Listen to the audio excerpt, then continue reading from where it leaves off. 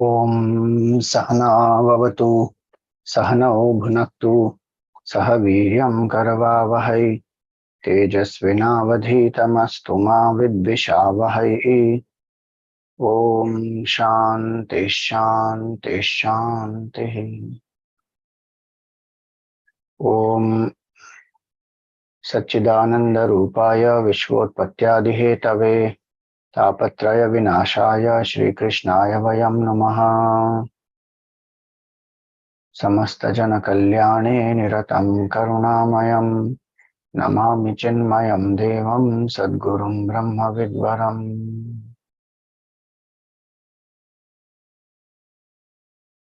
Hari Om, salutations to all. Welcome to the fifth canto of Srimad Bhagavatam. Adhik Mas is Purushottam Mas, and Bhagavan's grace, we are able to start the fifth canto today.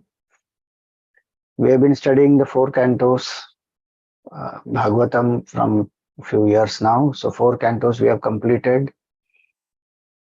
Many of you have joined now. So if you want to catch up with the 4 cantos done earlier, you can visit the Chinmay Shivam YouTube channel and you will find Srimad Bhagavatam playlist. All the talks are uploaded there. Even these talks are getting live streamed, so you can even watch on YouTube or wherever you want, Facebook and YouTube, and they will also get added in that same playlist. So don't ask me for any links of a class which you have missed and all that. Go to Chinmay YouTube channel, Chinmay Shivam channel, and read it, watch it there. So, 5th canto. First canto is Adhikari Skandha, where we saw the qualifications of a seeker, a great seeker like Parikshit Raja, and to give the knowledge to him, the intensity with which he had, with which he was seeking this knowledge. Shukdev ji stayed in a place for 7 days and did the saptaha and gave him this knowledge. Otherwise, he doesn't stay in a place more than the time taken to milk a cow. That is what is said in the Bhagavatam. So Shukdev ji stayed, and this katha is being narrated by Shukdev ji to Parikshit Raja. In that we saw the different aspects. So we saw first canto was Adhikari Skand, and then the second canto is Sadhana Skand, ways and means to realize the supreme. Different sadhanas connected to the totality, etc. were explained. Then the third canto we saw is Sarga, or creation. So the primary creation. So Bhagavan Narayana, from his Nabhi, Brahmaji comes out, and Brahmaji is given the knowledge of the Chatushloki Bhagavatam by Bhagavan Narayana. And the primary level of creation, different senses, etc., that was explained. The next canto, fourth canto, is Visarga, the secondary level of creation. And in that specifically we saw the 4 Purusharthas and 4 prasangs to elaborate the 4 Purusharthas. So Dharma, Artha, Kama and Moksha. So Dharma prasang was explained through the story of Daksha Prajapati and how he did not invite Shivji to the yajna because he felt Shivji insulted him, and so the yajna which is done without dedication to Bhagavan will lead to only one's downfall. So Dharma Prasanga was explained, and how then Daksha's pride is humbled and then he accepts his mistake, he repents for it. So Dharma Prasanga was explained. Then Artha Prasanga was explained through Dhruva and how he attains the vision of oneness with the divine. Then came Raja Prithu for Kama Prasanga. how he ruled the whole earth. He's the avatar of Bhagavan himself. And he did Ashwamedha Yajnas 100th one he was about to do, and Bhagavan himself manifested there and he told him not to continue that. Raja continues to follow the instruction of Bhagavan, and then he continues to rule in Dharmic way. He addresses his praja. So how one rules, how one has power, how one enjoys, but without getting attached to anything. And then Moksha Prasanga, we saw Raja Prachin Barhi and the Prachetas, and how Prachetas were taught by Naradji, and they got mukti. Naradji came and taught even the father Prachin Barhi. Prachetas, they worshipped Bhagavan Vishnu through the stuti that Lord Shivji taught them, and they got darshan of Bhagavan Vishnu. They also ruled, and eventually they also got mukti. So all this we saw. Now the 5th canto is where we see about Sthanam. So if you remember, there are 10 characteristics of a Mahapurana. Sarga, Visarga, Sthanam, Poshanam, Utayah, like that. There are 10 aspects. A Mahapurana will cover these 10 topics. So after the first 2 cantos in Bhagavatam, the rest of the 10 cantos, so first is Adhikari Skand, then Sadhana Skand, and after that are the 10 topics covered by Bhagavatam. So Sarga, Visarga, 3rd and 4th. Now is Sthanam. Sthanam means the place. Literally, Sthan means place. But in what is the whole creation established? So Sthanam is Bhagavan only. So the glory of Bhagavan will manifest through various prasangs which will come in this. Now story-wise, if we see, Maitreya Rishi was explaining to Vidurji, and Vidurji asked different questions about creation, about dharma, etc.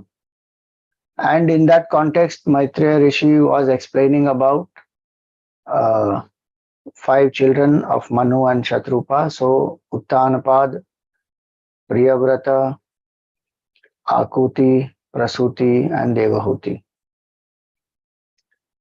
So Uttanapada's son is Dhruva, and his charitra we saw. Devahuti we saw through Kapil Muni's charitra. Akuti was married to Yajna. Prasuti was married to Daksha Prajapati.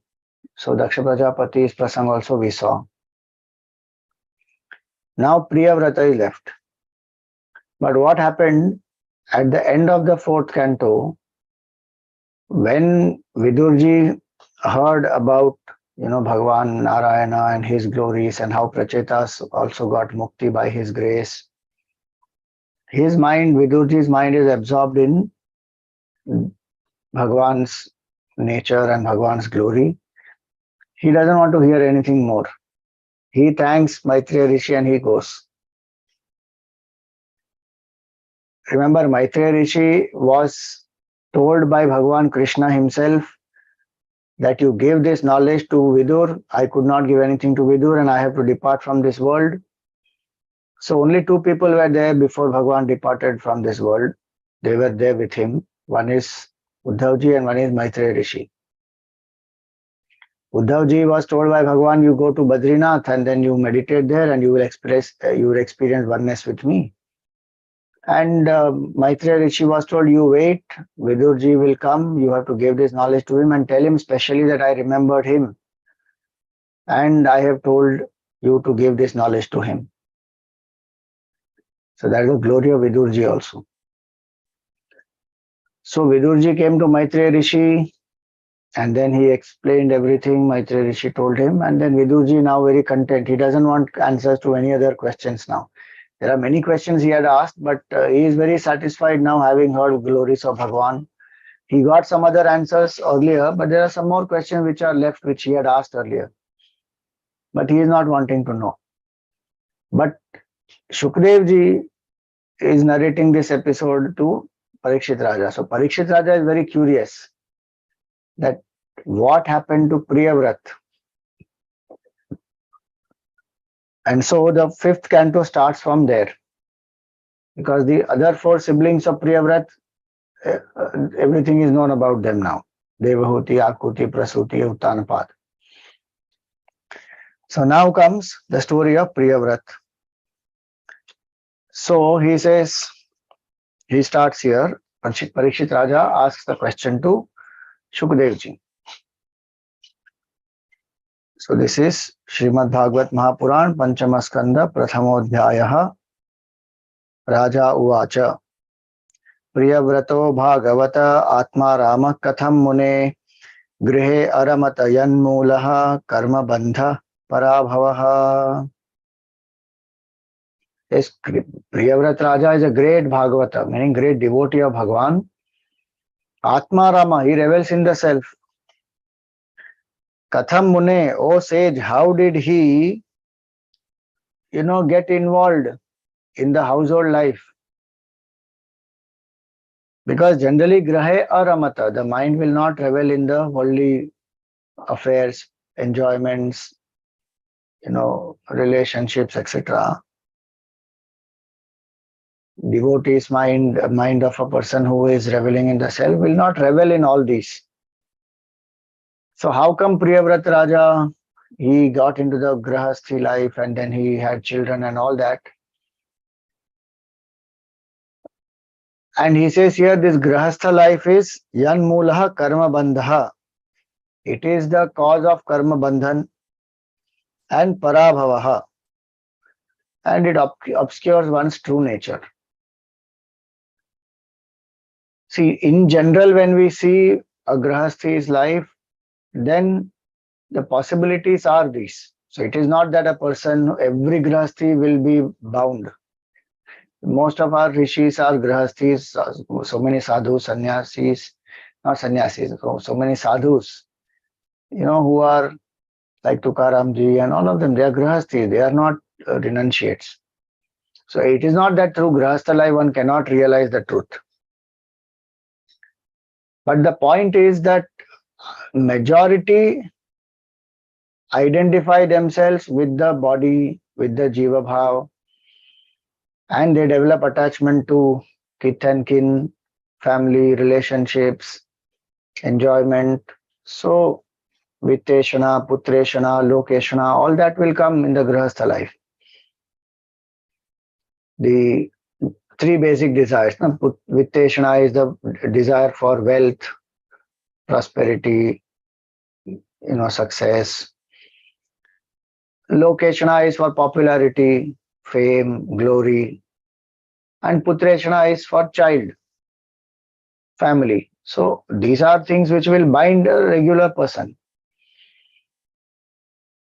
And so those who are devotees of Bhagavan, those who are reveling in the self, who have vairagya, basically that's what he says, their mind will not revel in this. Even if they have a family, they are not attached. Even if they have some wealth like Janak Maharaj had, but he is not attached. Even if they are very glorious, powerful, popular, it doesn't obstruct their devotion.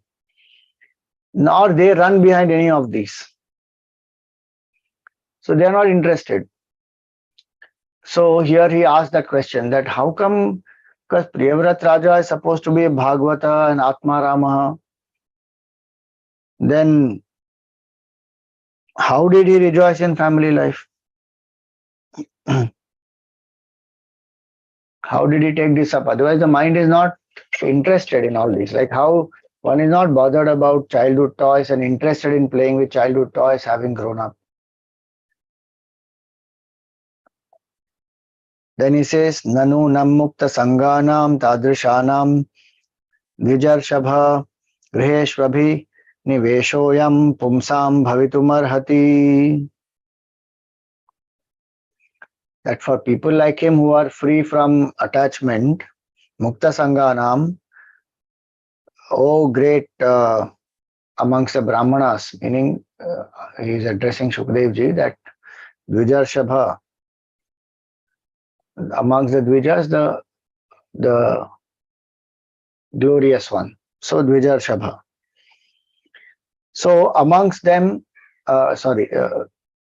those who are free from attachment like him, O great amongst the Brahmanas, how does their mind get into any of this?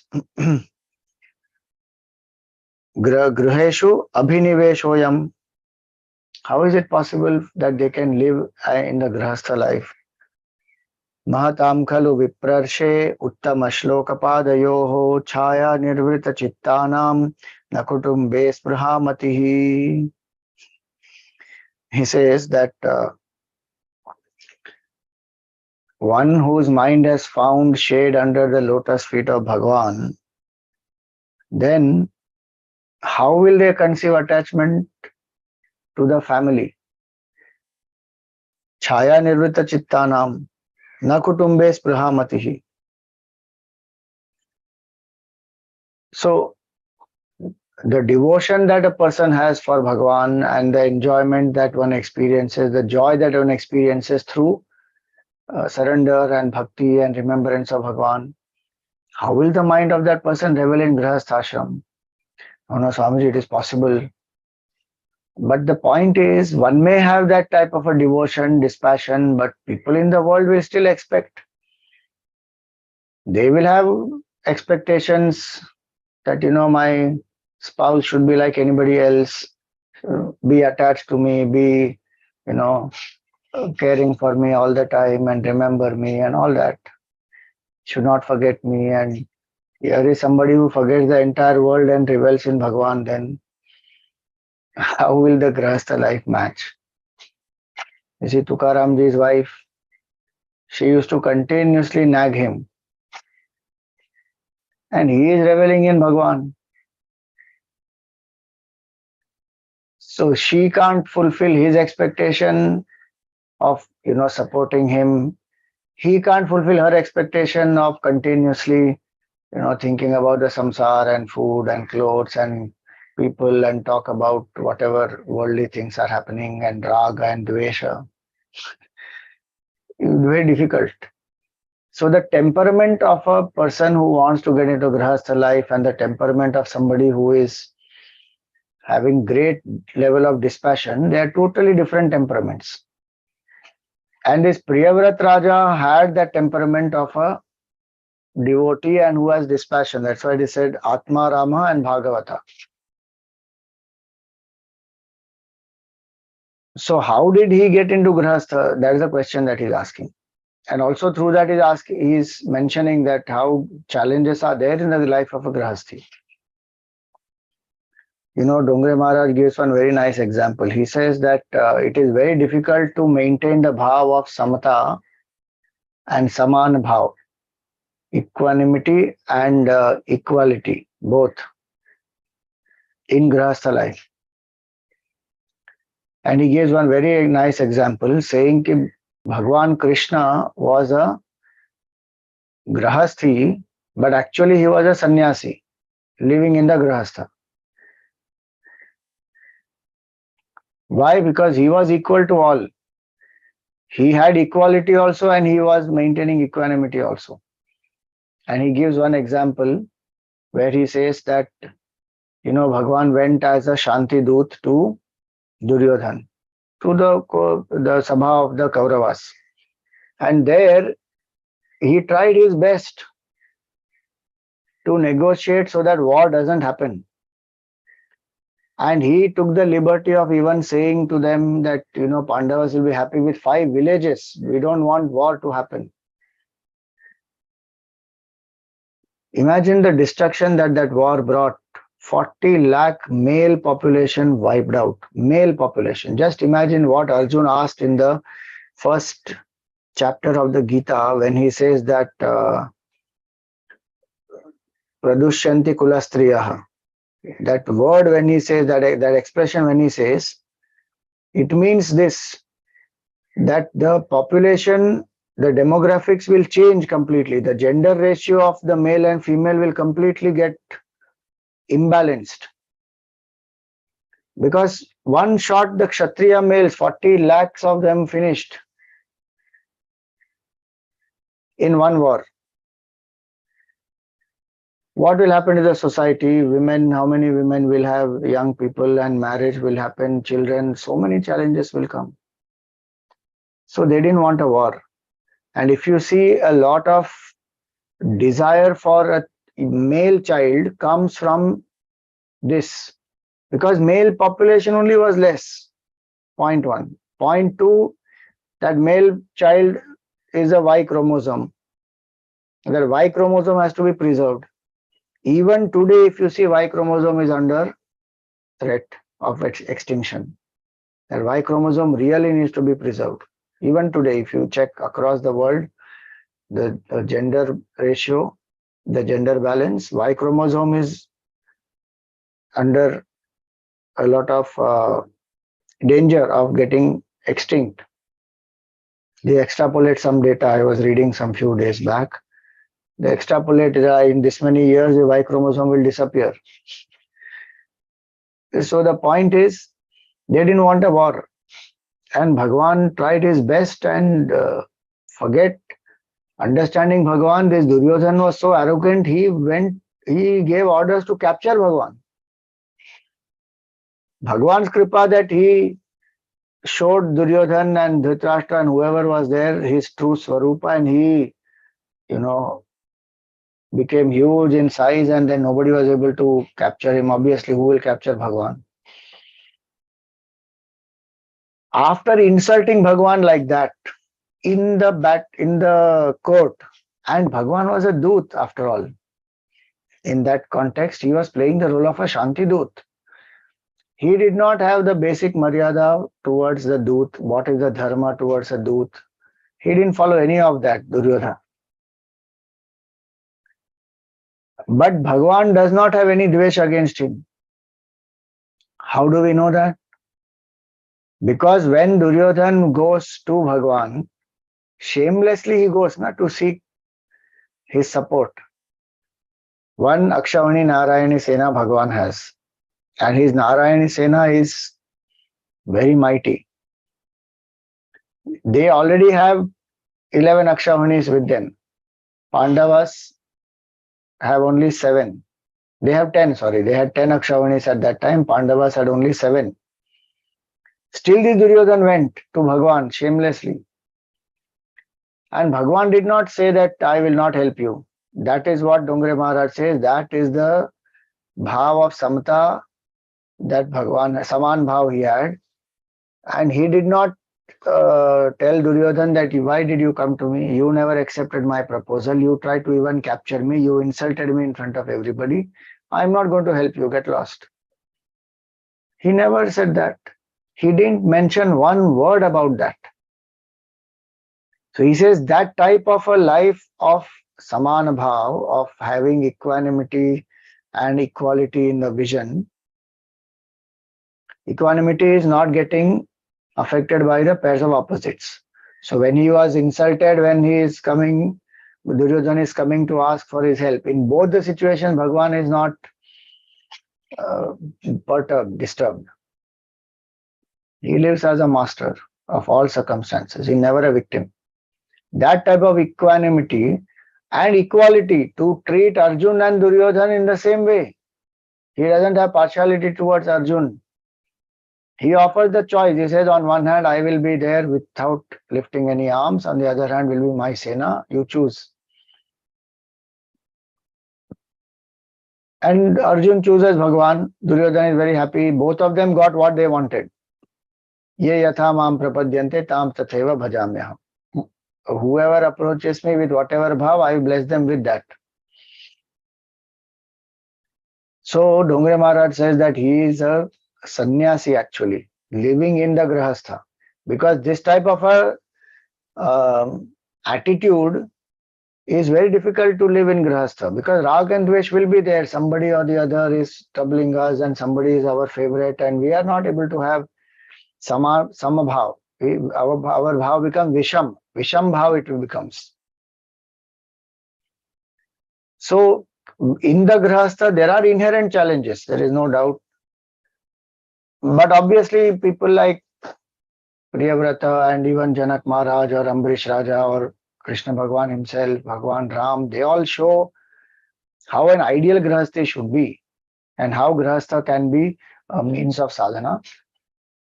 But in general, it is difficult to live like that. Hence, the question of uh, Parikshit Raja to Shukdev ji, that how did he manage to live? And more importantly, the interest will not be there.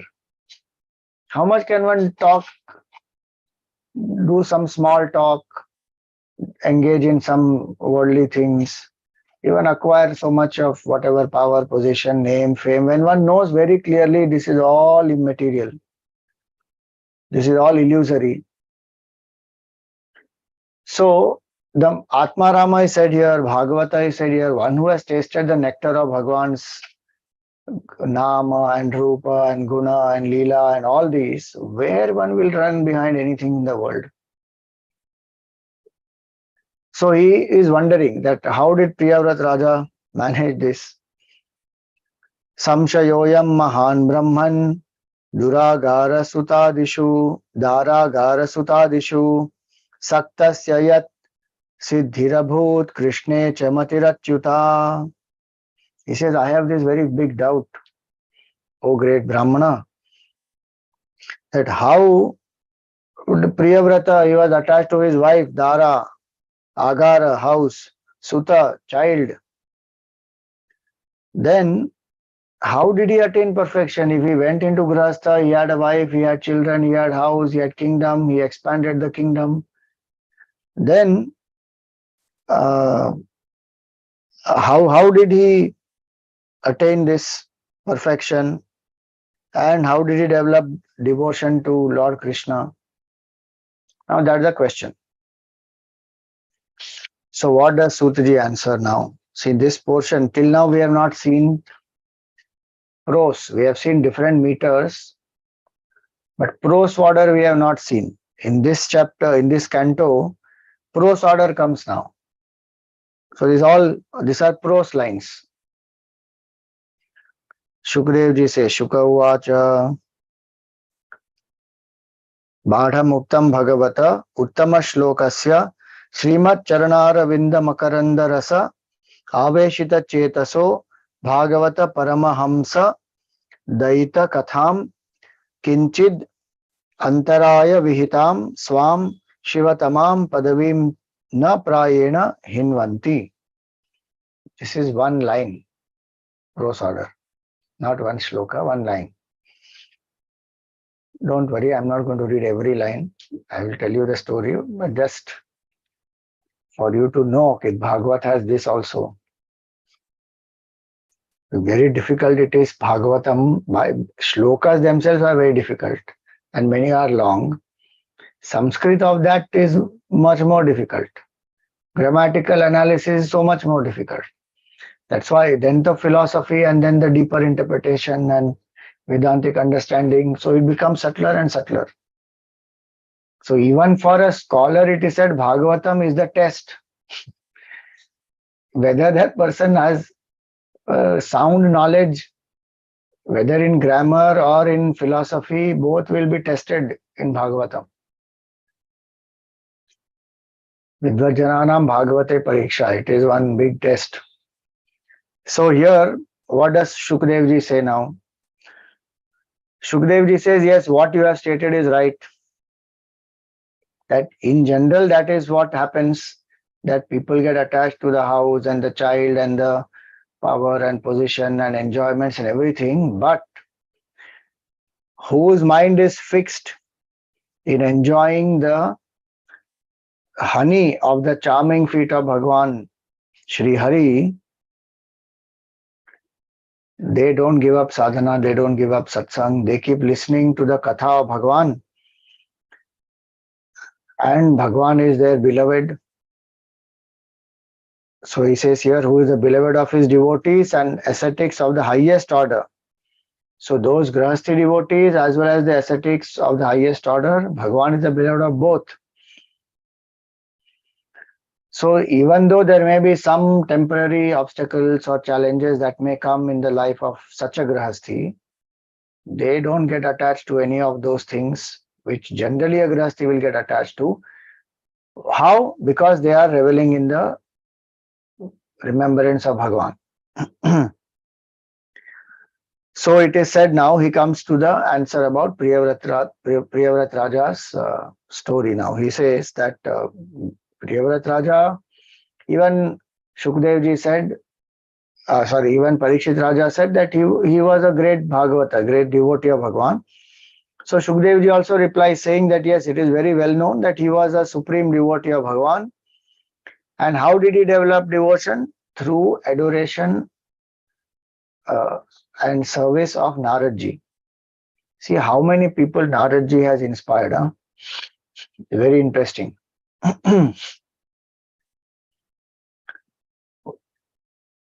Till I started studying Bhagavatam and with the Ramayana, etc. Even I used to have a different idea about Naradji because we have been taught all that. And Narad means somebody who is very cunning. Gujarati they say Narad Veda kare che, meaning he makes people fight.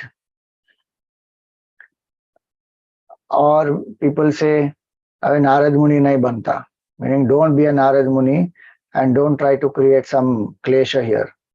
As though Narada Muni tries to only create dvesha and klesha everywhere. Or we make fun of him saying Naradji is a simpleton, he keeps on saying Narayan, Narayan, Narayan. But that is our ignorance as Hindus. We don't know the glory of Naradji, the greatest missionary. And he is the one who has liberated so many people of different temperaments and adhikara and caliber. To a small child Dhruva, Naradji only gave the knowledge. Mantra Om Namo Bhagavate Vasudevaya. To Ratnakar, a dacoit, he gave him Ram mantra, which became Mara. And because of Naradji's power, that Mara, though it is not a mantra, transforms Ratnakar into Valmiki. He is the one who told Vedavyasa Maharshi, the person who has compiled the entire Vedas and who has written 17 Puranas, 18 Upapuranas, but he was still feeling empty, incomplete. To him, Naradji said, write the Srimad Bhagavatam.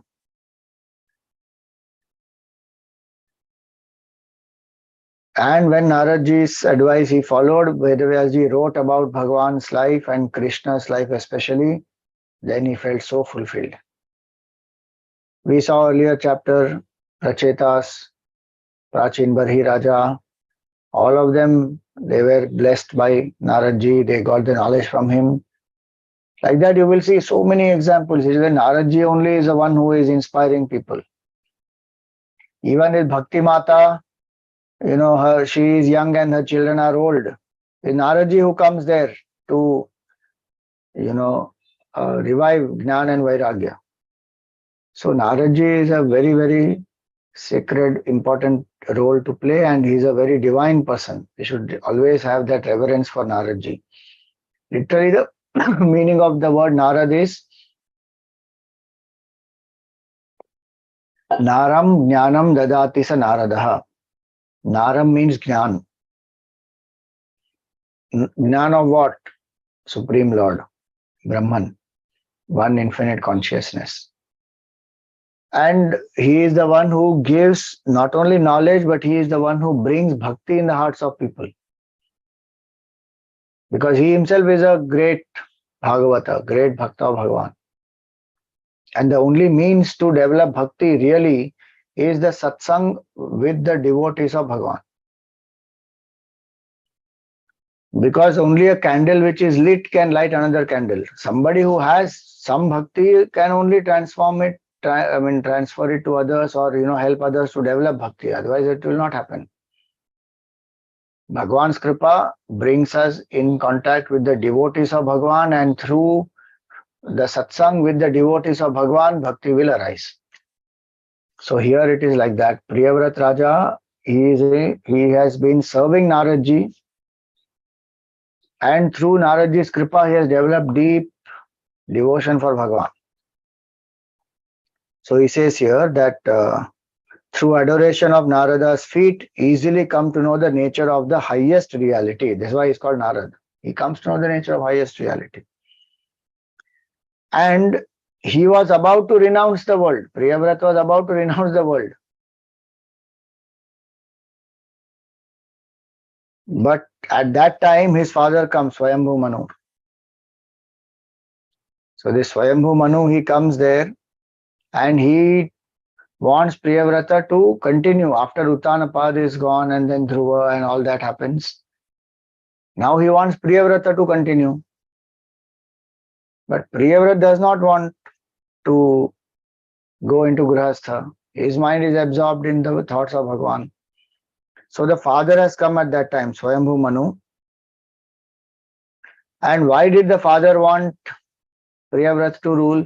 Because the Raja must be a person who is devoted to Bhagavan and who is virtuous and who has great abidance in Dharma.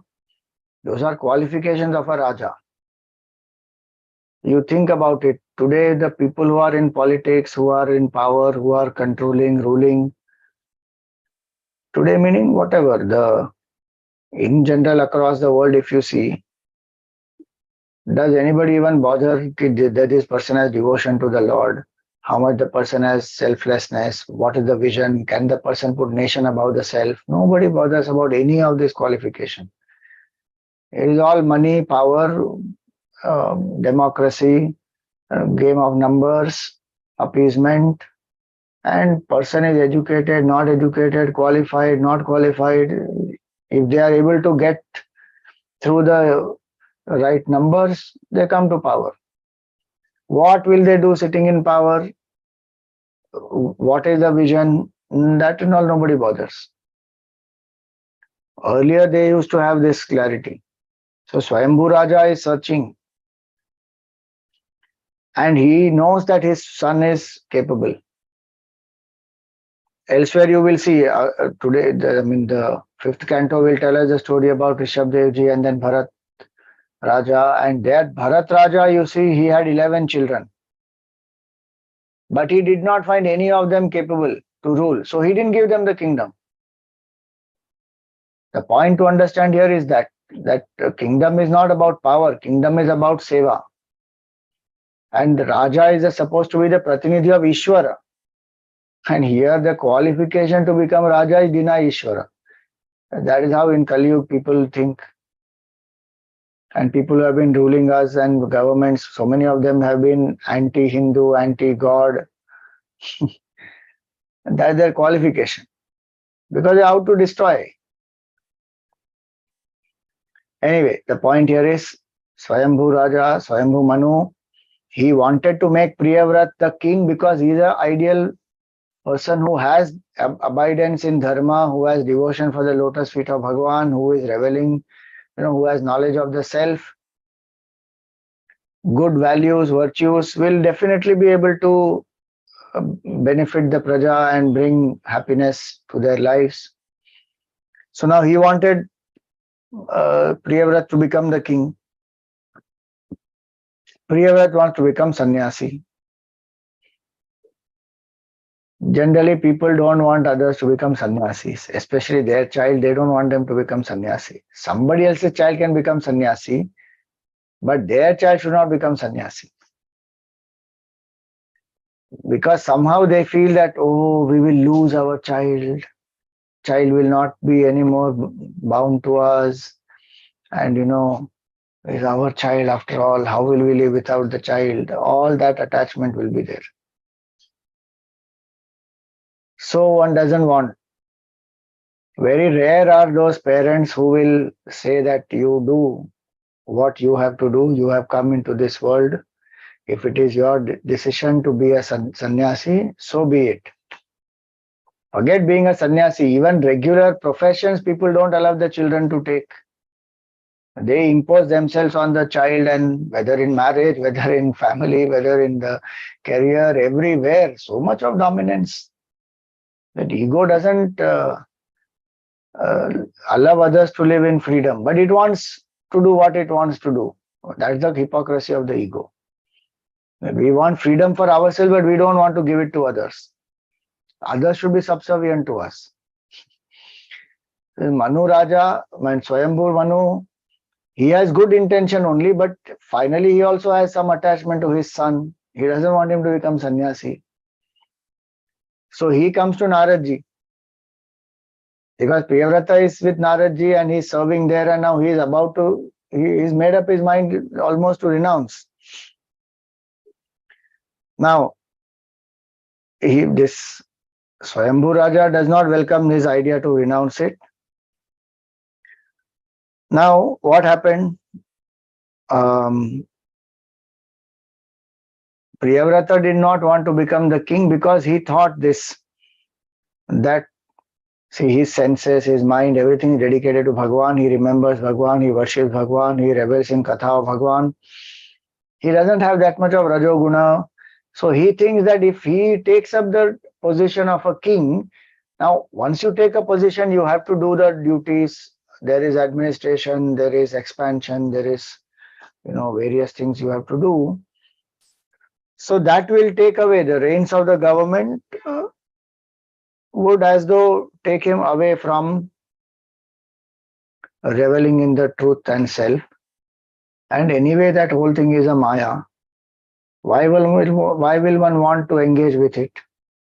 So Priyavrata did not want to become the king. Swayambhu Manu is thinking now what should be done. So at that time, Brahmaji comes there. So Brahmaji, he comes and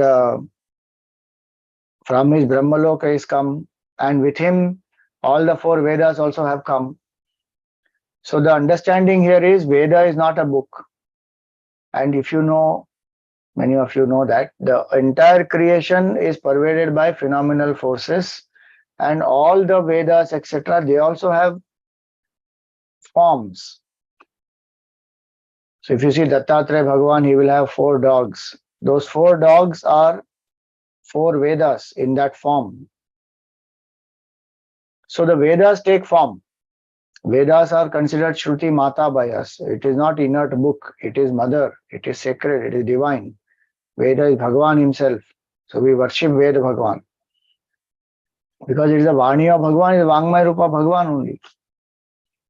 So these 4 Vedas came with Brahmaji. And then of course there are others, Gandharvas and Siddhas and Munis and many people who came with him, Sadhyas and Charanas. And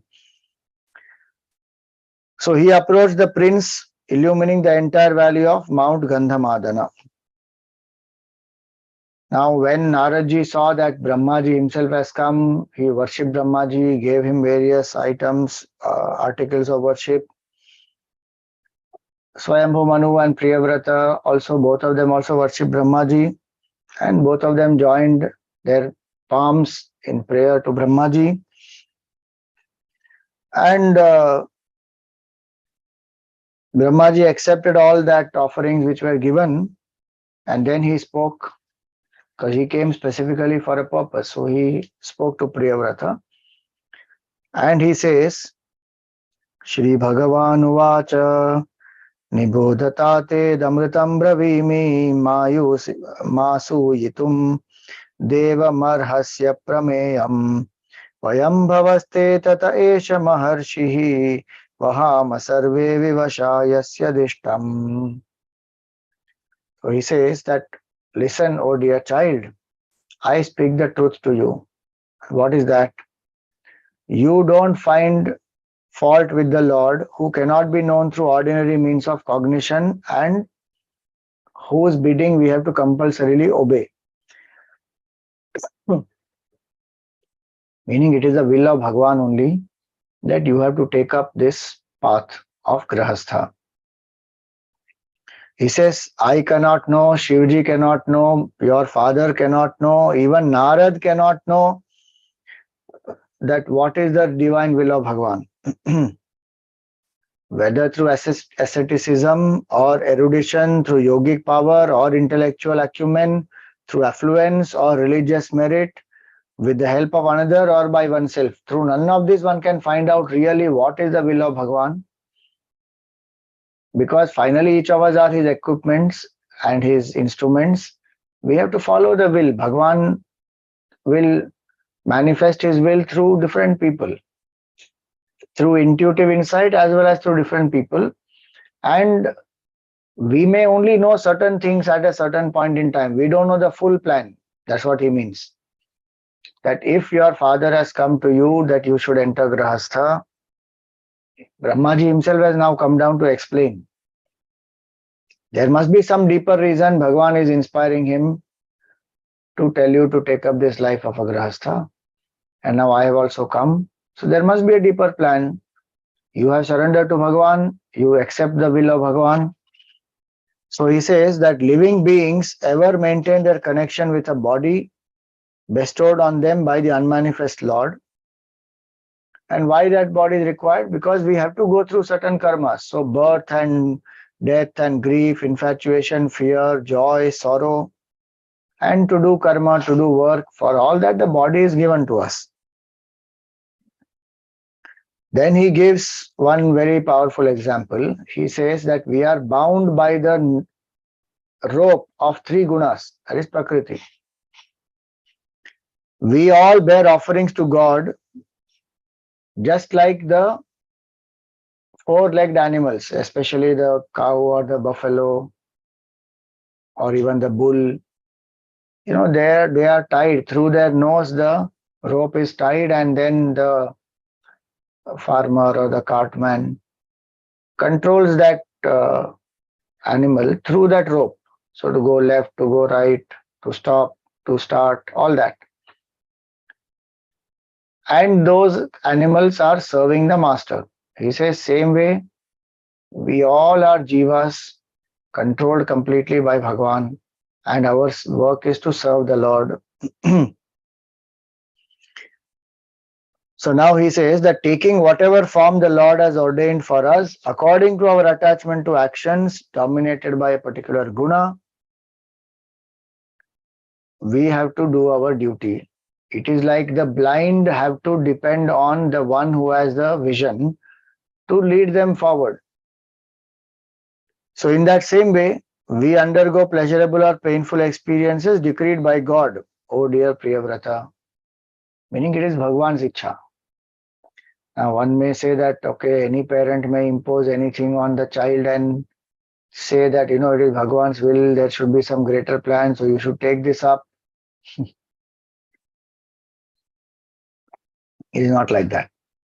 That's why Brahmaji said here that each of us have a body and we have temperament.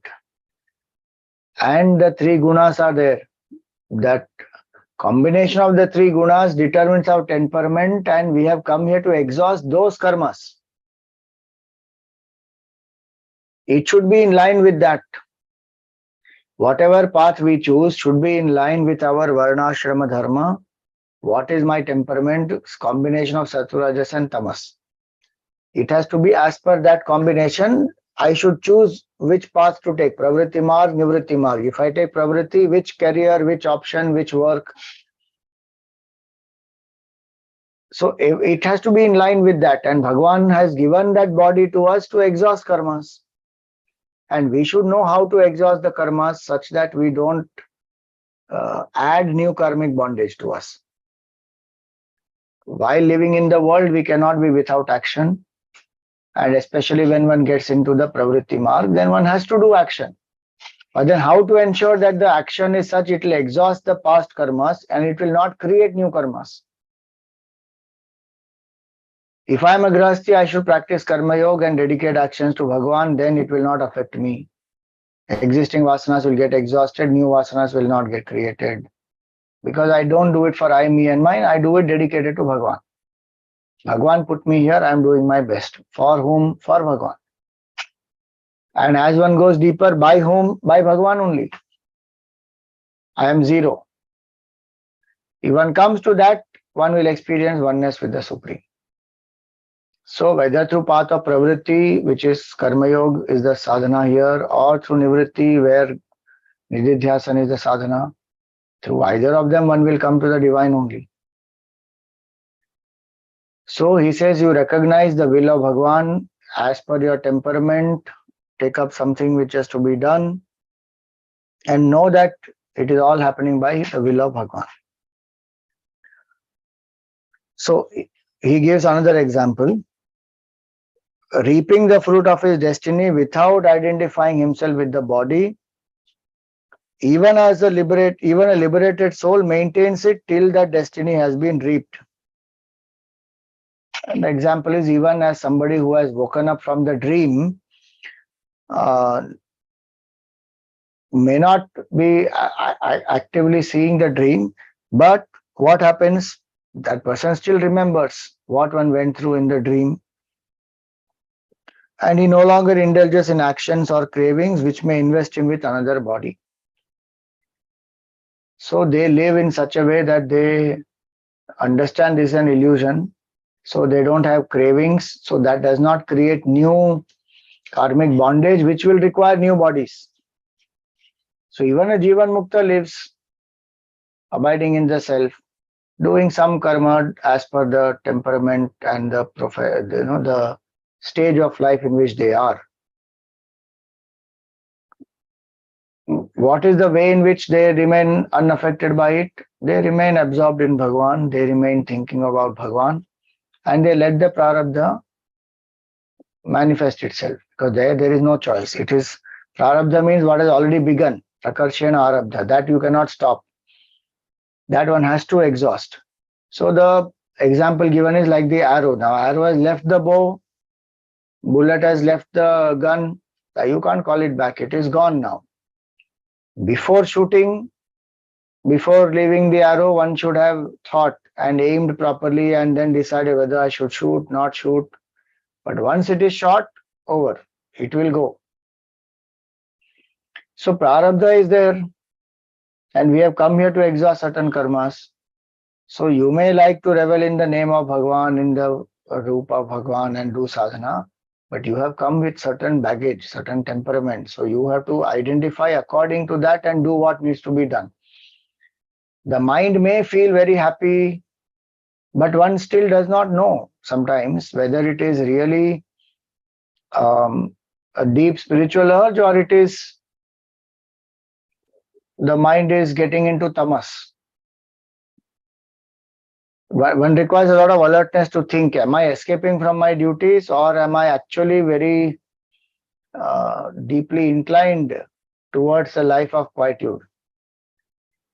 There are ways and means to find out. It is not that it is not possible and one should doubt like that, but one should be alert, especially before one renounces the worldly life, responsibilities, because the life of a sannyasi or a recluse or an ascetic who has left the grihastha is more difficult. It is not easy, because there one has to control the senses, one has to withdraw the mind, one has to engage in iridhyasan, one does not have likes and dislikes, one lives on what people give as food, as bhiksha. Lots of challenges will be there. So if somebody thinks that I will be happier there because ये झंझट है, ये family life बहुत बड़ा झंझट है, उसमें नहीं पढ़ना है, सन्यासी बन जाएंगे, then that is escapism. Because one did not take up grihastha thinking there is a lot of responsibilities and challenges which will come. I don't want any of that. More will come there in the subjective life, in renunciation. Here there's an outlet to do work, to serve, to purify the mind, to experience desires through a certain dharmic way. So the vasana pressure, desire pressure, all can be eased very naturally in a dharmic way, and one becomes ready for renunciation. And there it is not there. Once a person renounces, then you can't enjoy certain types of pleasures and live in a certain type of way and acquire certain types of things. And if one has not purified the mind, then like the Lord says in the Gita, ayukta kama karena phale satto nibadhyate, that ayukta will, not integrated person will be attached to results and will be suffering. Whether it is grihasthi or sannyasi, one has not integrated one's mind, exhausted the karmas, become, have vairagya, then it will not help. So he gives that example here. saying that even a Jivan Mukta continues to live. So there is no solution there. One can't drop the body. So one has to choose according to one's temperament. Then he says, somebody who has not been able to subdue the senses is a victim of the senses. That person is exposed to fear of rebirth. Though he may be a renunciate, he may go from forest to forest, but the senses are not controlled. Now, for that person, there is a big challenge. Then he says the six internal force, that is five senses and the mind, they have not been controlled by him. So even if that person renounces the house, that person will have a lot of trouble. On the contrary, if somebody is living in the grahastha, in a dharmic way, is subduing the mind and the senses, grahastha will not bind that person. So he says that. On the other hand, what harm can the home do to the wise man who has subdued his senses and delights in the self? Now please remember this, very important it is to live like this, subduing the senses and the mind. Subduing meaning not suppressing, sublimating. Doing things dharmically. Enjoy artha and kama with dharma, not with adharma, not doing prohibited things, not indulging excessively and draining one's energy, none of that. Now some people say, this is what we will do. Bhagavan said you can realize truth living in the grahastha. No doubt one can realize, but he also said develop detachment, control the senses and the mind. Now those who don't want to do that, become indulgent, get bound, get attached, then that grahastha is going to pull us down. Then it will create further cycle of birth and death. So Priyavrata Raja was to become the king. Swayambhu Manu and Brahmaji both are trying to convince him, saying that you can also be in grahastha with this attitude, do your duties, purify the mind, and you will gain the truth. So it will not be taking you away from spiritual path, it will aid your spiritual growth with the right attitude if one gets into it. Where one becomes a sevak. See, the ideal grahasthi who is one who is a sevak of the family, of Bhagavan, of the society, of the Pitrus, of the Devatas. This question, what did I get? That question only has to dissolve. But today that question gets strengthened more and more. And today people don't want to get into grahastha because they think, I want my freedom, my life, my rules. I can't, stay in a family. I can't serve people in the family. I want my privacy. I want my time. I don't want to spend my time taking care of people. Let there be some servant for that. And what do I want? I want to just eat, drink, enjoy, do what I want to do. But even child they have, and they're not bothered about bringing up that child properly. The child is full time with the maid and this person is going out everywhere. What kind of mindsets are those? So grahastha has a deep purpose. And yes, marriage is an institution for the betterment of human being as well as for the society. It is both the individual and the society. Now if somebody says that no need of any marriage at all, whatever benefit comes from marriage comes through live-in relationship also. That lack of commitment itself is a big problem there. No, we can be committed without getting into marriage. That and all is very dicey. Very few people can live through like that. Marriage commitment itself, people are having so much of trouble to maintain. And because of social stigma, they are still holding on. Otherwise, they'll just break. And today, so many are breaking just like that. Otherwise, there's no concept of divorce. And I'm not saying divorce should not be done and people should continue to suffer in life, get exploited by somebody who is not, dharmic. That's not the point. The point is that it's a life of adjustment, it's a life of service, it is a life of putting others first. Through that, the spiritual evolution will happen. Now, that's what he says here, that the grahastha will not harm if this is the attitude that one has. He who is keen to subdue the six foes should in the first instance strive to conquer them while remaining at home. That is what has to be done. Before trying to renounce the world and try to contemplate on the self exclusively, the mind must be trained, and to train the mind, first one must stay in grahastha. Sannyas is the last ashram.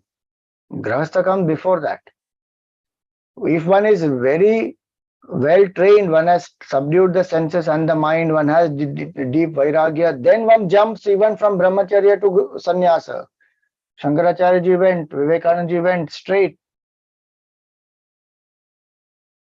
Mandana Mishra, he went through grahastha and then he took up sannyas, became Sureshwaracharya, one of the great disciples of Shankaracharya ji. So, we have to understand that. Here he says that one should stay at home, subdue, for he alone who has ensconced himself in a stronghold is able to overcome even powerful enemies. When these internal forces grow weak, the wise man may roam about at will. When the mind has been subdued, then you renounce. Then there is no problem. So he says that have devotion to the lotus feet of Bhagavan, and through that you conquer the six enemies. And grahastha is the best way to do that, where we dedicate all our actions to Bhagavan, remembering the Lord. Therefore, enjoy on this earth the blessings bestowed on you by that Supreme Person, and then, wholly free from attachment, be established in the self. Now, Brahmaji says this. So, Priyavrata Raja, he doesn't resist. He understands the logic, he understands what Brahmaji has said, and his own father has come, and then he sees Naradji also, his teacher, and Naradji also, yes, approves that. So, Priyavrata Raja accepts. So, very iti sam abhihito mahabhagavato bhagavatas tribhuvana guroho अनुशासनम आत्मनो लघुतया वनत शिरोधरो बाढ़मिति स बहुमानम उवाह. So he accepted whatever was told by Brahmaji. He said very well. He accepted what Brahmaji said. He bowed down to Brahmaji as a token of humility. He bowed down also. And Brahmaji also was very, very well honored. He was pleased and he went to his abode. What happens next? We continue in our next class. For today, we will stop here. Every class, when we finish, if you have any questions, you can raise that hand symbol and a Q&A can happen after the Arati.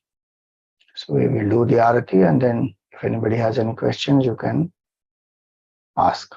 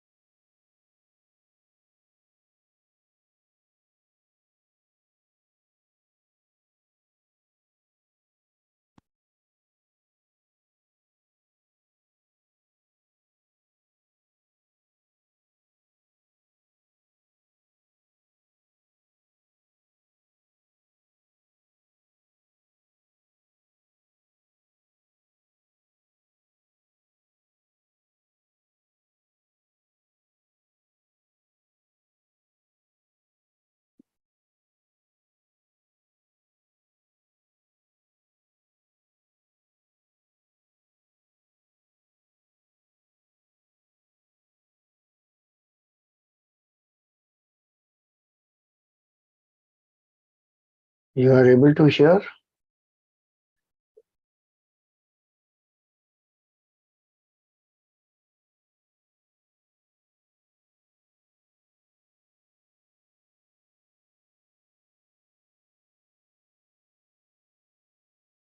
You're not able to hear even now?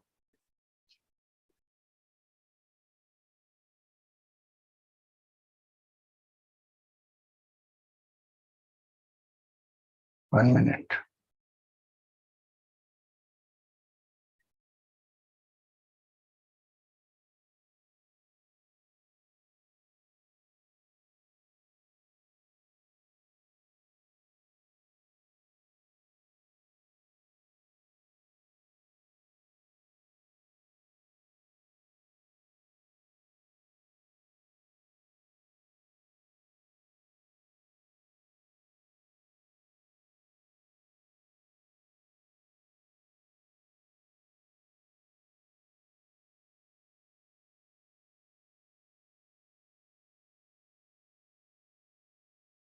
And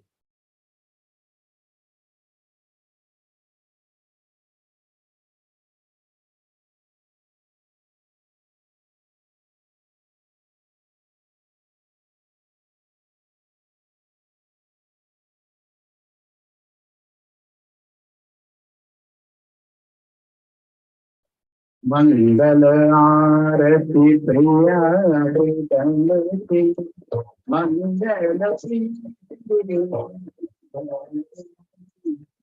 मंगल शांति हसनी दस घनती मंगल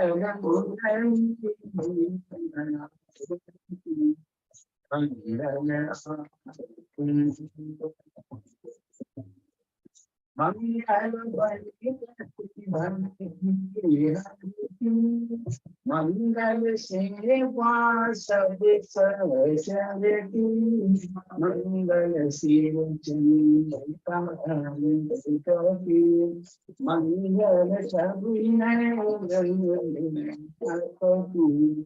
मंगल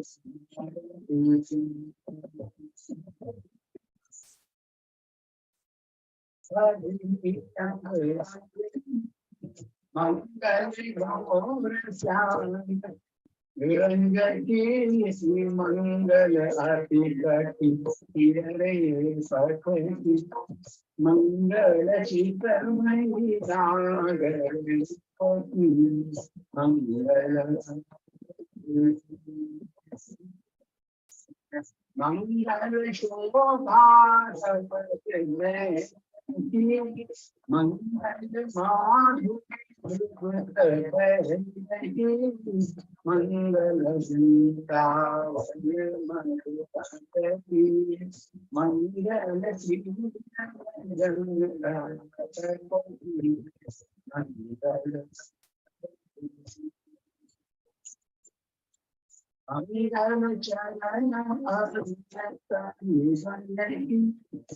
मंगल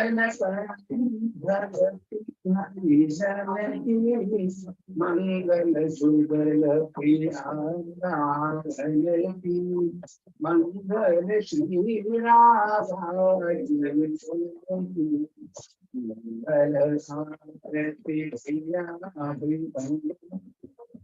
मंगल आरती प्रिया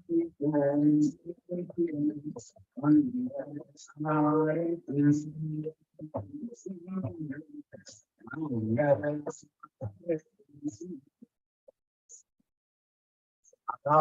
कृष्णचंद्र भगवान की ओम तत्र सूर्यो भाति न चंद्र तारकम नीमा विद्युतो भान्तिकुतो यमग्नि तमेव भान्तमनुभाति सर्वम् तस्य भाता सर्वमिदं विभाति सद्गुरुनाथ महाराज की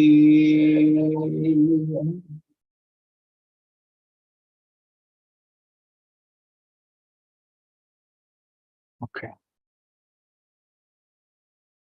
Yes. Hari Om Guru. I wanted to know, because this is the first time I'm attending your lecture, so I wanted to know which book can I follow? Is there any PDF or the book to read with proper good discussions that you gave, like you gave? So the book, so if you're registered, we sent you an email. In that we have mentioned also in the email. You can check in the spam in case the mail has gone to the spam folder. Okay. The shlokas I'm reading is from the Gita book of the book of Gita Press, which is the Srimad Bhagavatam. The code number is 0564. That has some 0564, and that has the Sanskrit text and the English translation. In case you want Hindi also, the books are available in Gita Press. And the lucid commentary of this is Puja Guruji Swami Tejomayananji's commentary is there. And one can read that. That's a lucid commentary. That doesn't have all the shlokas with all translation and all. That is just the proper story form. The whole thing is narrated with certain selected shlokas given as quotations. So you can follow either of these.